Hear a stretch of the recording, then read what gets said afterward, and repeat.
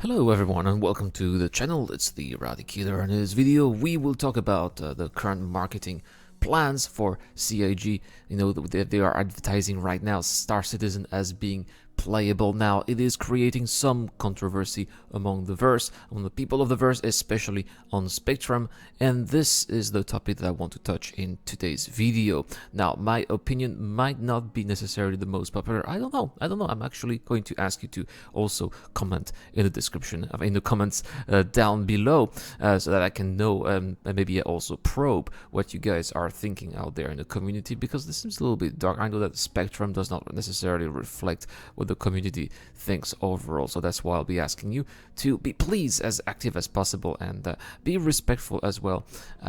Don't hesitate to develop your argumentations and not just to write some random lines, right? Anyway, so here is why I think that Star Citizen needs indeed to be advertised as a playable game. So the reason behind this, in my opinion, are the financials. And if we look at the financials for 2019, they're actually not that great. Sure, we've got those record income at $60 million brought here in 2019. That also includes the investments and the subscriptions as well. This is far more than the year before. It's almost $12 million more than 2018, which itself was also a record. The problem is that the losses are also very high too. We have a whopping $70 million of losses. That is also quite more than the year before. We're talking about $14 million more than the previous year, which is also extremely high and extremely worrisome. Things definitely need to be done about that. I mean, if we include even all of the investments and all of the income, we're still at a cumulative loss in 2019 of $9 million, almost $10 million, which itself is beating the record from last year of $7.2 million. Now, there are obviously ways to improve that, and in my opinion, one of the possibilities to close that gap and finally make a profit is to try to get as many new players as possible, whatever the means necessary are. And that's why they're calling this game playable now, not necessarily emphasizing on the fact that it is an alpha, despite the game still being an alpha, right? But they want to attract as many people as possible. They know that, yeah, the game is still in alpha. People are going to complain it is an alpha. They know that quite a few of the new players who will be attracted by the marketing campaigns will be disgruntled and think, oh wow, this is Star Citizen is after 8 years, it's still that buggy. They know that, but they also know that they are going to catch a few, probably a small percentage of these new players who are going to be enthusiastic about the project, who are going to like what they see, and these are the players that Cloud Imperium want to attract, because they know that backers, especially new backers, are the ones who tend to be spending the most money. Why? Because they're excited about the project. You know, they want to have, you know, they get access to the game with an Avenger, an Aurora, maybe a 100i, and maybe they want to have a Prospector, maybe they want to have a Constellation, maybe they want to have a Saber or something,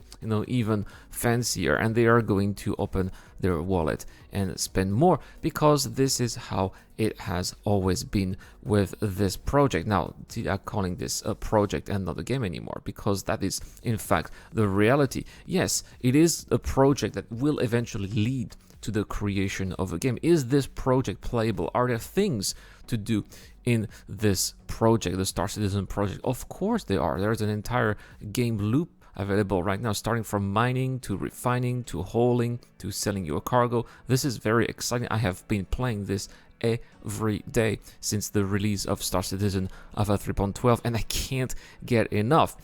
We can also talk about the combat mission PvE, which has never been as exciting as it is right now, with the payouts working so well, a very nice diversity of ships that are available to destroy, you know, ranging from Auroras to Sabers to Freelancer missiles to Eclipses. It's awesome.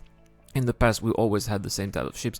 Now we even have Idrises to fight. You know, these are like giant piñatas, but at least they're really fun. And on top of that, next year we are going to have those Dynamics event. We saw the cinematic on IGN as well with the Xeno threat.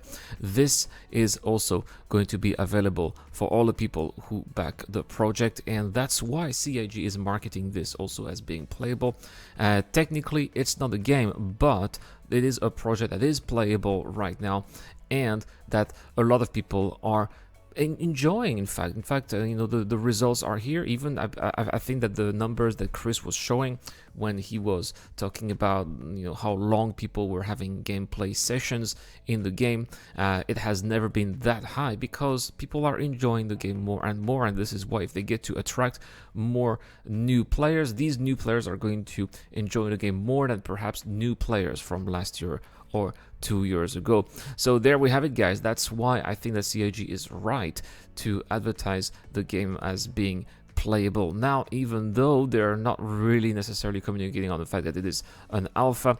But in the end, it's not really it doesn't really matter, because I believe that the damage has already been done anyway. You have all those, we've already had those smear campaigns, the naysayers talking about how much of the game is a scam for years and years and years. This has not preventing the game from moving on. CIG has been on an exponential growth. We even have a new studio that is going to open in Montreal as well, and they need to fund all of that. So there we have it, guys. My take on why Star Citizen is advertising itself as being a playable game, and why I agree with this, despite of course knowing that this is still an alpha. It's a project, it's not a game, but we don't really have much of a choice. We don't want to be losing money anymore. We want to be making money, and getting as many news players as possible is, in my opinion, the only way. But please let me know what you guys think in the comments down below. Do you think that this is also a wise move from CIG, or do you think that